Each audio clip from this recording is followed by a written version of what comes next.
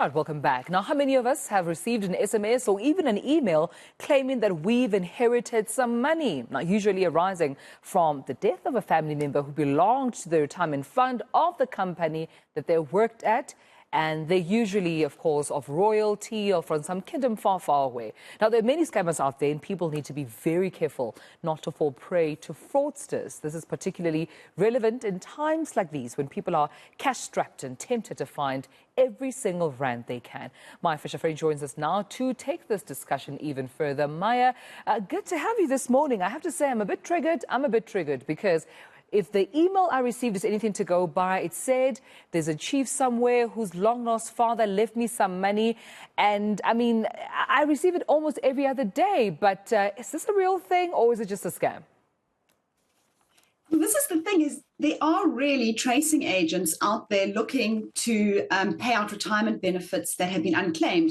My husband got an email from someone saying, you know, we're coming to you about your late father's retirement fund from 30 years ago. And they were able to give the name of the company and everything. And it was like, how could they have known about the company that he worked at 30 years ago? And it was completely legit. It turned out that there was some unclaimed benefits.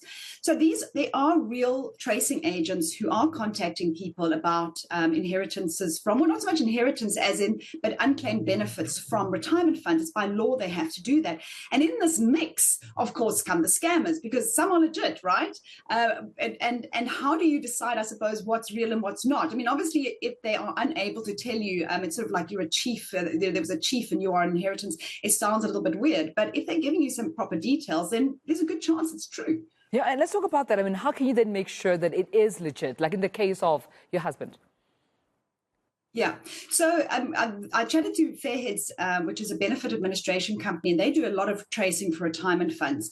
And they sort of said, these are the things to look for. So first of all, the scammers won't know the company where your relative worked for. So the fact that they knew the name of the fund and they knew when he had passed away already gave, or that he retired, already you know that they have a lot more information than a scammer would have. Also, you know, do they notify you by name, or you just sort of some general mail shot that's gone out from a scammer's, email address?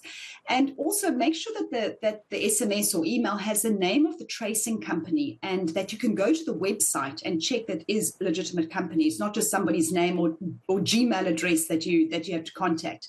And I think what's really important is that a legitimate tracing company will never ask you for your bank account details until all the proper checks have been done, and they will never ever ask you for an upfront tracing payment. That's the big sign that it's a scam, because it's actually the retirement fund that pays them. So I think that those are just some of the warning signs. And I think if you are suspicious, contact the employer. If you know where your deceased relative lived, go phone the employer, contact the HR department, and just find out a little bit more about it. But I think if they don't know your name, they don't know the company this person worked for, it sounds quite like your one, which you get quite frequently, definitely a scam.